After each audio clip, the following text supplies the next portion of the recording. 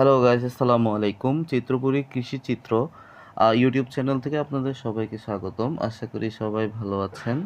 তো আচ্ছা, আমার বাসা যেহেতু কক্সবাজার, আজকে চলে আসলাম আমরা কক্সবাজার ফিশারি ঘাটে।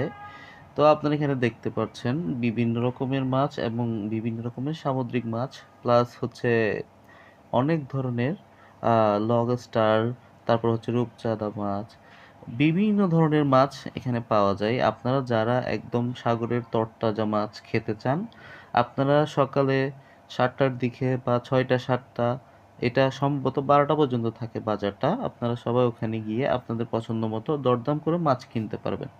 তো এবার প্রশ্ন আসতে পারে, মাছের দাম কীরকম হয়?